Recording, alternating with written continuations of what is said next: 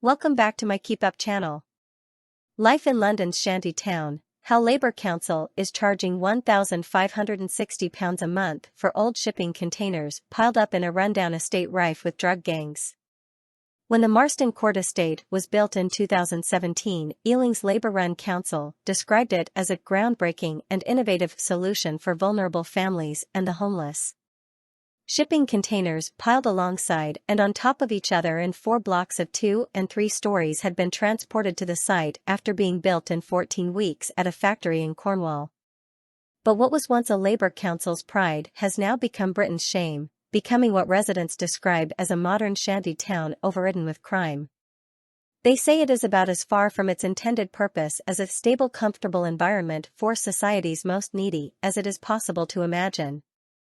Families living in the makeshift metal homes say they live in fear after being left abandoned at the mercy of knife-wielding drug dealers in a crime-ridden hellhole.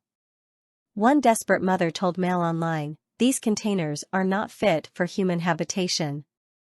They're like third-world slums, which have become a magnet for drug dealers. It's disgusting that families with young children are living like this is modern-day Britain."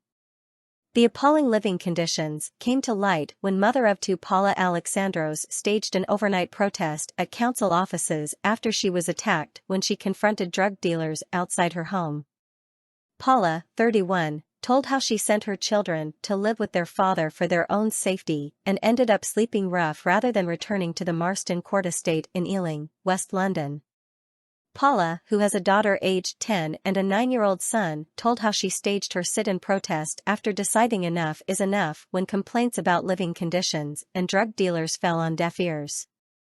Paula, who said youths had threatened to harm her children before, told how she was attacked after police said they could not nothing without evidence.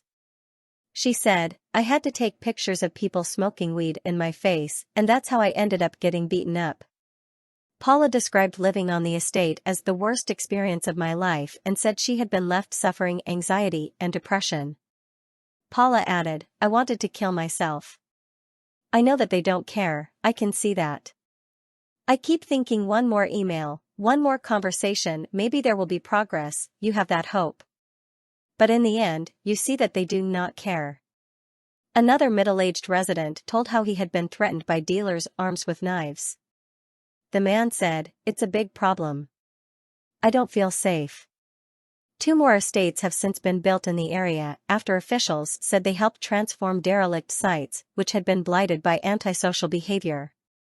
Residents liken studio flats used to accommodate up to 2 people to prison cells, while 2-bedroom units are said to be suitable for up to 6 people and cost up to a staggering £1,560 a month in rent.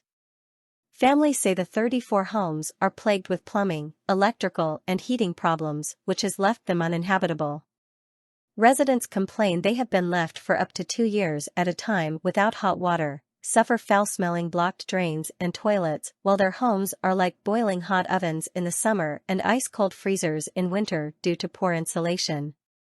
They say their metal box homes, which were originally built to transport goods around the world, are equipped with cooking hobs and microwaves, which frequently break down and do not have ovens. They have also reported cockroach infestations and say their children's health has suffered due to homes being mold-ridden. But they say Ealing Council failed to respond to complaining emails and telephone calls and have left them abandoned to their fate. When the estate was built, it came complete with a shipping container turned into a management office and laundry room where residents pay extra to wash their clothes as there is no room for washing machines in their flats. But residents told how, with no manager on site, the offices became the hub of drug dealing activities. One 33-year-old mother who overlooks the building, which sits next to a children's play area, told Mail Online, "They were using the laundry room as a base. There was someone living in there for a time. It's quieter than being on the street. The dealers come in here because it's not out in the open and nobody does anything to stop them. There is a security gate, but it's never worked, so people just come and go as they please. You see the dealer sitting out on the manager's step with his stash of drugs, counting his money. He's probably hiding his stuff here too. They're just so comfortable here. People stand in line queuing round the corner to buy their drugs. They just come in and out from about midday onwards, well into the evening. They make a lot of noise. There's broken glass. It's away from the road, so there's people smoking weed and chilling and drinking. They don't live here, but they hang out, sitting on the stairways. The mother, who asked not to be named for fear of reprisals, said her 5-year-old daughter could not go out to play and they felt like prisoners in our own home. She said, "It's a modern-day slum like a shanty town or a favela. My home is a container, but it seems more like a prison. It's not fit for living in. There's no proper plumbing. When we moved in, the sink was blocked. You can't put paper in the toilet. There's a permanent, disgusting sewage smell like rotten eggs. There's no ventilation. My daughter's health is suffering. There's one bedroom and I have to sleep in the same bed as my daughter. When it's her bedtime at 9 p.m. I turn the light out and sit in the dark. I've complained time and again, but they never do anything. They don't reply to your emails. It's dehumanizing. Every single day, I'm calling someone, but they never get back. It makes you feel helpless and abandoned. No one wants to do anything to help. Who's fighting for you? Who's making sure that you're not just left here? Who's making sure that your kids are okay? When people come to deliver mail or parcels, they can't believe people live like this. They say, "Did you make it yourself?" My mental health is in tatters since I've been here. It's not suitable for families. None of the women and kids should be allowed to be here. It makes me sad that my daughter is spending her childhood here. It breaks my heart. Since Paula's protest, which saw her camped out in the council office's lobby for 18 hours, Ealing Council has instructed community safety officers who work in conjunction with police to carry out regular visits to the estate. Residents say drug dealers have moved outside the estate but remain in the area and fear they will return. They told how rather than placing a manager permanently on the site, the council changed the laundry room looks and put resident Ranjana Selvaraja in charge of the key. Families have to knock on her door now to gain access to washing machines which they have to pay to use. Ms. Selvaraja, 43, has lived on the estate for 18 months with daughter Angel, 7, and son Hayden, 4. She said of the dealers, "They are rough people. It's a very big problem. I am not happy because they are scary. I don't talk to them much, because maybe they will hit me. I see, but I don't say anything. The council people and the police have started to come now. The seller was caught by the police, but I saw him again around here a few days later. The council have been doing patrols recently, but they are still in the streets nearby. They are still selling, mainly outside the gate but sometimes inside.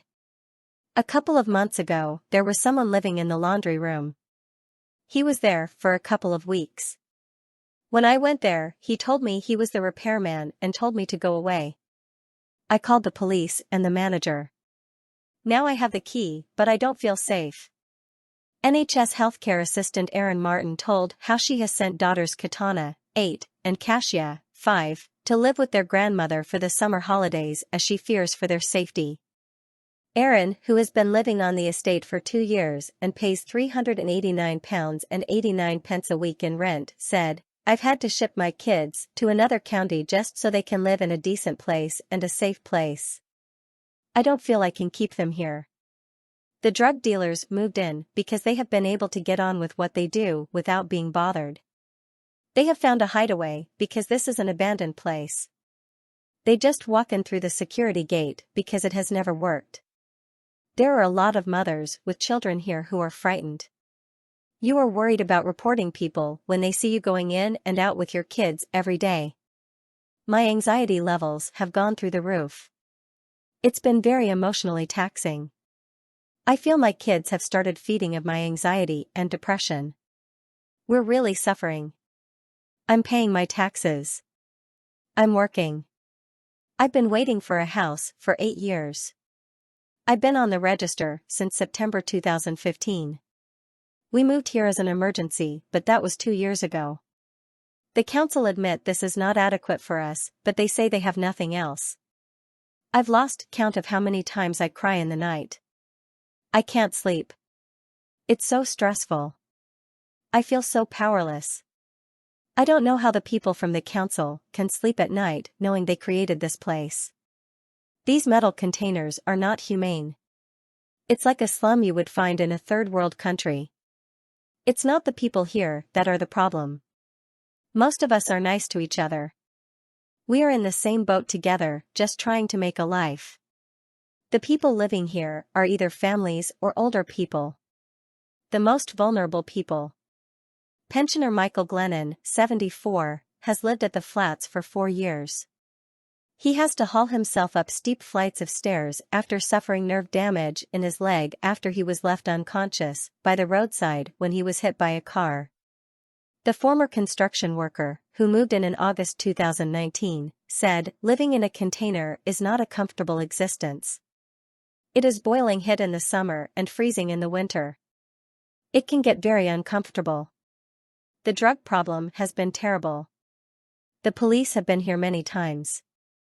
There have been 2 massive drugs raids by armed police, the lot.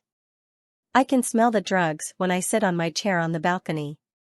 I don't get involved. I don't want to get beaten up or stabbed." Source: dailymail.co.uk. Please like, share, and subscribe. Thank you for watching.